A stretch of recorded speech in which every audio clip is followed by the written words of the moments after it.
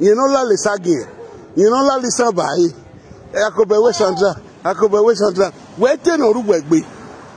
We no seti ala luwe. We una ala lona ala luwe.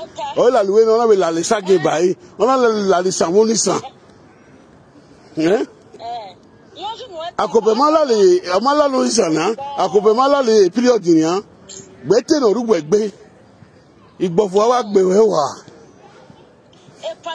Igwe bon avec yodo akugwe bon avec nous classes c'est bon avec yodo akugwe bon on va la lisage pas on mi resort hier là tiens on a do ban wa mweki afoa te no re gbe o ime o danyo ime no se o danyo ereri yen ime mi ereri yen Atiti awa danyo na te no ri egbe Primo TV o we na do know no ya la lisage we Yemado nebi, yemado tamima. Nyada si akobewe, na kobedo ta we Sandra. Akpa obubu. Okay, you know what me no so me pas. J'aurais pas momi. On a la lisagi. Ori de j'aurais no pana. On a la ko yo ju mo ta pa ma bae. We feel for your Mr. Here, Miss. Onari la lo. Onari la lo. We years old. And no panicking that. I know what in the weapon. I'm not in your power. We are not how we are taking it.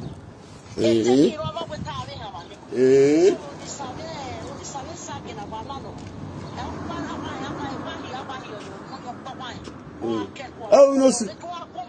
No so ni me wo eyan wa mu nene mi we no here ije eyan wa mu nene mi yebe o ni gbin o mu nene wan akobewe Sandra ga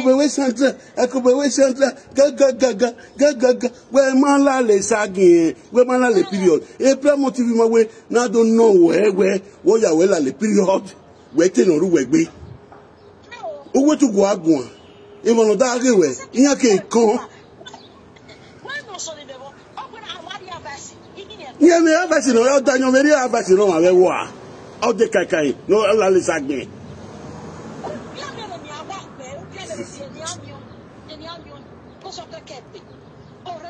we abo me o fan abo me ni na ri go gin na te we ta ga ri go gin awe ake wa ri go gin ahian o la wa le kege ni ya di abo me ni abe beki abe kun o si ame no gbadu because me wo kana un dan won susu no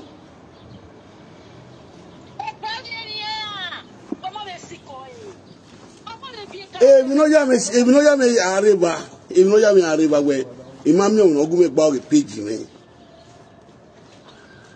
oye awuti am me ga ati an ni oge no ne page me me gba oye du pe oye du page ni mo page ni no gbedile ni e page no ka be du mu e page me na ka du mu ni o ka o ni iri pin code ni o be du emu ime gba for wa mai gba if you ma we the best you know if you kalekwa ejene na wo if you ma ma gba le fi yan I see ko un dan ko no friend even no friend ya 3 years of pagbe almost me disgrace ni la dan wa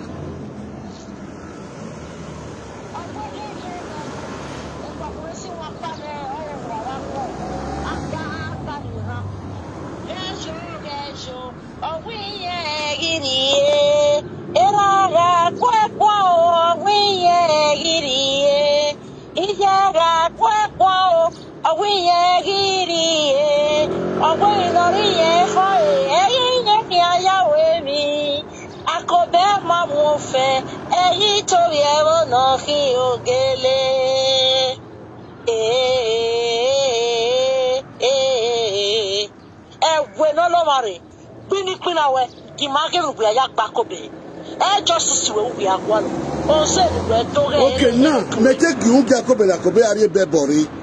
Iani na ewa kobo gbo ti yan we ni are bebo Jacob. Ibe iki una nya. Ba donate ni ani we ari be bo Jacobe. Di ya wa ko be gbo ti yan. E mo so na we kere. Baya ki aknina. E baya aknina baya ki agbole no gbo ti yan. De sa gari de social media we pa. Amagi ega mu mata na rene ku mariadi. Igbo funu. Owo patata bi. Owo Atiti me patata bi. Atiti ma wu. Wo kian wu.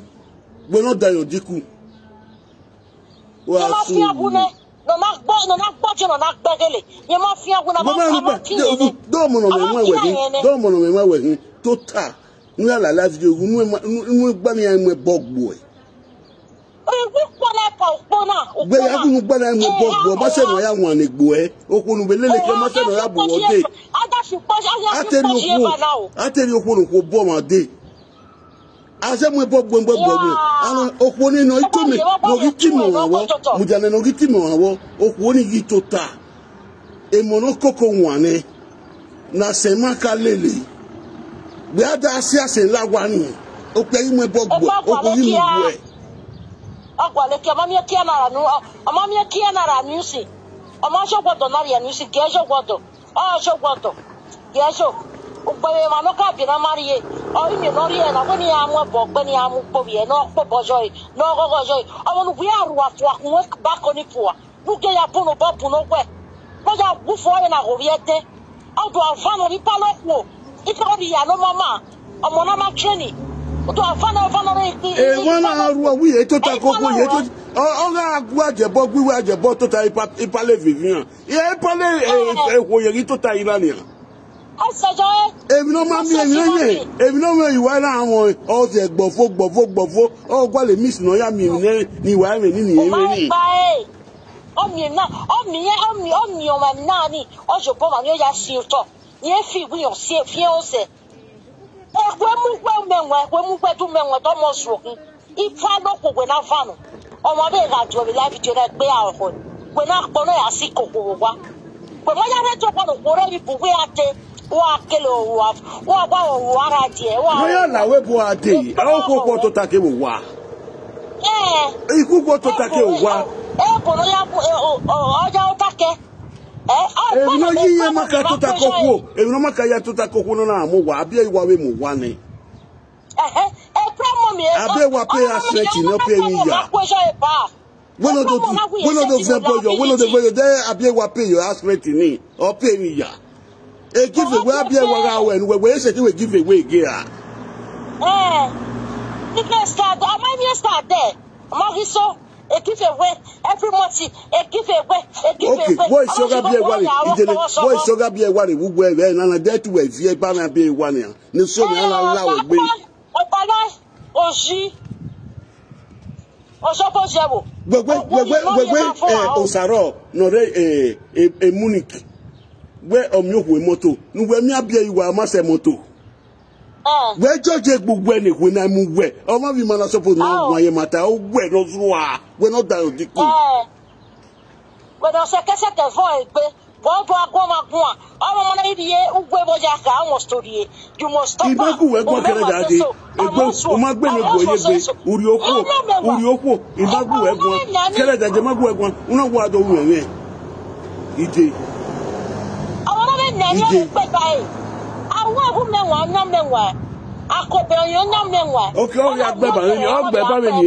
ba mi ni na do wa ma ohun ne ki asu omo ja mo so no mo bi o mi e pa ete no bi je ke vive la video ovie do na o da le le suwa nudu gwa agba bidi nudu agba agbe na bidi yo to o ma iwa egwia olaluwe olale period olale sagin ekwe mu gbe no bonu ari ki akwa widagbo we adagbo ni enime yo place yo ka wi yo ese atu wata la da unu we ni unu danyo dikuni na ma wanya se ti gun a amuje jore no ko bare o ro bi ko de o mo wa ere igete la video so e gawo la video so e gawo pe ga mo kwese ko no ya fi obusun we la video susu yo ri ero o no ni kiyan Ani one peka boy say that was step for it. Iwu ge mi amenu gwa lokian. Igbe akere igbe awo ku gbe mu so won pe. When we aṣawo pọ̀tọ̀pọ̀tọ̀. Ní àwẹ̀ òkùnrin máa ka bíẹ̀ wá ṣáwó wẹ̀rí ẹ̀. Ọkùnrin bẹ́ẹ̀ ni kìí ní. Bẹ́ẹ̀ni méjì náà, bẹ́ẹ̀ni méjì aṣáwó náà, òkùnrin máa bíẹ̀ ìyá rí. Ìyá àdìbò wí àrí ní ọ̀dà fún ẹ̀kú fùwà. Ọmọ pa ìfà ọ̀gá gbéra ìfà rẹ̀ rí ẹ̀ ní ọ̀dà fún ẹ̀kú fùwà. Ẹ̀nà tó bọ̀ ẹ̀pà ọ̀dà fún ẹ̀. Ẹ̀nà máa dá fọ́ ṣì náà. Ana ma da for she ari ko na ma da for si do mu yo wa we e pillow no da for e ka poko yi iya mu ye pillow ni o ya idiot e pillow na wa ya vie o me wa vi ja vie o wa no se e pillow na wa ya e fo mi na wa na we o me wa ile ya we wa dirty wa o wa ba po le ko mu na ke ti ja le e ma no ko bolo lu e get inside do ya gun we one research your life. Odayo diku when ordinary way public amwe genera kobe akobe na amunera madinaira when ordinary way odagbo ma gbogbo public egwu akun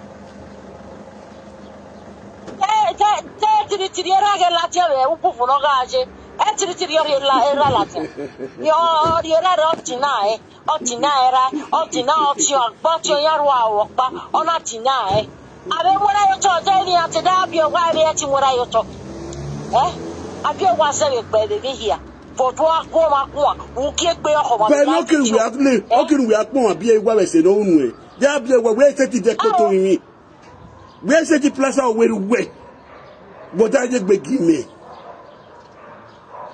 e ma ya no le lu e kian ya gi ye go no le lu e kian umu e ni ria Eguia. Unwe sisi. Unwe sisi. Ami awo kwa lumwe ni ri ara wo. Awe na unwa aga wetin ego agun. Okunu ya die no. Okunu ya die ni. No ma ebe na mu ya o. Ni gugun ana ni bo ode na. Emono koko fun wa ne. Emono ko ni koko fun ne. Wa fi yen la wa ni. Okuni wetin yen won do. Odi wa bo. Odun se. Ama do no se yo pa ma do o ma mo ri ma gbe ko all the ladia una no see another lie o I just dey say the truth o I just that the truth okay no so okay no e ma takparu nu wa je e bi edo o da yo diku na wa ya adam yo egwu ya no la le sagi ni ku na ya ri aso akwu abero be do agbeli yan obe do awori yan e problem ni e deji na bo bakobe we agwema aso no so ai e ki gbovu no ja kian e ki gbovu no ja kian o no sha o de go give ai e go give ai tomu o mo no take anybody no prosper the life video e gbovu no ja si o ma be careful gbovu ke ja ari me ka mo ko ni ni o ti awe aigi wini ari bebo Jacobe ari bebo Jacobe akobe ma ihweni beti zo ke jata wa kobe gboma wa imete wona kobe ya mwe borina ime ikamu we na ni asisu ogun ase we kame ari bebo Jacobe ke so wa o so wa kobe ma ijo de ma do wa kobe gele gbo wa ni when you I will be understand the allegation of one ahina we understand definitely akobe almost to clear ni na you understand iya manari be ki akobe ari be ki yan akobe awo di needful we akobe awe so wabani o se dey police station ya dunu sha we iya ban yo oge o yes na o mo pop be jo mo ti mo ta mo le je pe mu la court we here no do defend them because your time we killer no bomawa sisi e gba Facebook sorry for that one it's a word of instruction so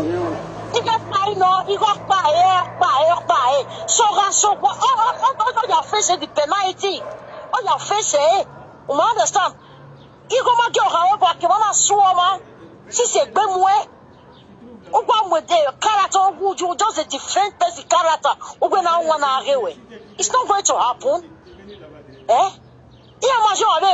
When he has a show example because he's getting too much of him. And nonsense now you have to stop. Your problem here.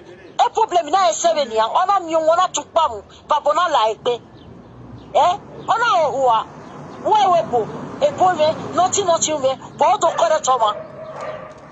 You don't have anything. Now I just bought the woman, nothing.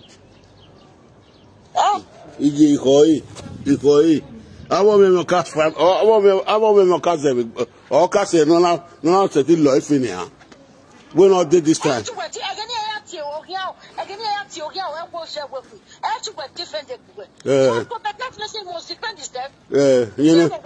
A promotive when a promotive or where no ya la lesagi no do time ma. You might do 30 today. We never mwe. O la lesagi.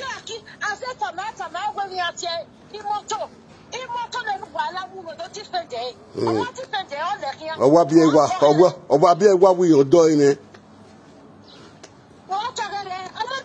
O listen true. Motor na bi egwa de no ti wewo. Wewe artist da gbogunwe imoto kiele ne osaro. Imoto na bi egwa de no ti wewo. We ma gbe setro.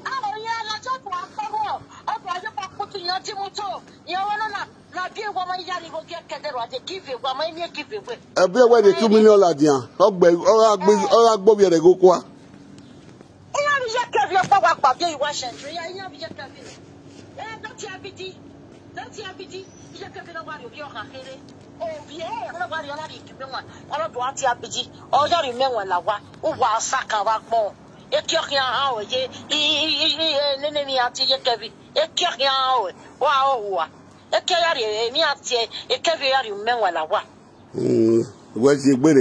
E record ni mara ipe ma do analyze ma wo gba analyze. Wa pe analyze so because enyo pa ko analyze. Enyo pa ko akun. Enyo pa ko akun o twa mo egbe. O twa mo egbe. Abana ko because right from the wa ori ege no wa ya ko vi o kan na pe na ri un bujo a o re la video na mo pia kara be no ho mo afua o ki agbe e pa tere re correct ne oh get inside ne be ni mata get inside e ki o re live video o da yo diku no we o kan no mo no esegbe aswa ni ka na aswa yi ona you awe akin awu do wa ba mu am you pon fun a ona ba nu ari pon fun a baby ona ba nu you pon fun a dagbo o dagu megun Ebe ki mo de ne nana ebe ki ma fije ke gbene e puta so ya ma fije ke gbene ko so nta no vieni na te via o ma kono oni na te via no ma ke kweta ne sa no I ga se ti le lewo se ya le mi ya mi ya na two days ya mi ya le di mo fi because I wish for pe ya na wi ya settle ya settle ya ya se ko ni mo ma ko ni mo na settle o ma ke no ya je su mo ke no je Awuno danyo erere awuno danyo erere gba awuno wanyo erere agba awuno la le sagene ojo awuno gbo wọn wa awuno la le sagene ojo awuno gbo wọn wa tete negire mi period no ga friend with dimi eyan we tori ami la luwe ni sa bo mi la o egbo oti menu ko do mo gbo pe abi yo wa sa bo mi la o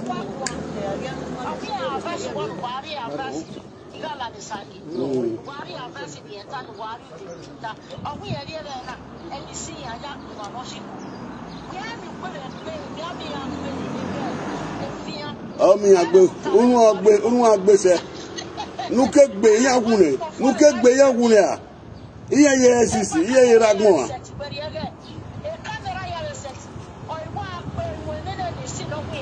when you see ne u ya ju pale kota be ran zabo àwọn ni si be ju pale kota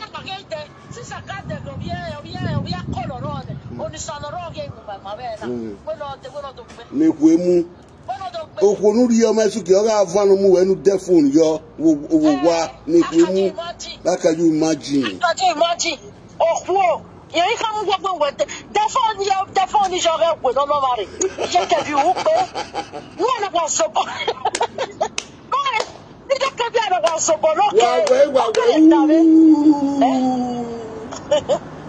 ẹgbẹ́ nígbà rẹ̀ pa ó gbà rẹ̀ wà rí bakọ̀ ní lẹ́dọ̀ wọ́n kò ní gàjẹ́ tí ó gbà rù wá ẹ̀fọ́ ìyọ́ dẹ́ ó gbìyànjú pé ọ̀nà wà dé o ìyọ́ dẹ́ ó fi kẹ́ pé ọ̀nà okay, apuno bo puno go na fiokwa. Na mu fie bi atie. Negi egi na no gaja o ganya ganya ti ko be la video. Onko. Ya la kini ala riba, ya la kini ala riba. Ya la dia later mo. Okay. Okay. Later my people, I want to eat where I want chop. I want chop chino food. That chino gamba. Now know that chino food now, where did they put in it on? That's their rice. We don't take do an egg. So I want to eat one eat. Now later we will see my people. That you go me no go why go. No that we na one. Na me respect it. Nkak bagdare gbe no ma koku weni. Akobeyan wu, we Sandra. We man la le sagin. We ne gbu water. The prime motive we not know we don't ya we la le sagin. We don't tell me money. Ba maybe o ya la le sagin. Ba maybe. My people, later. Ya lo bon pala.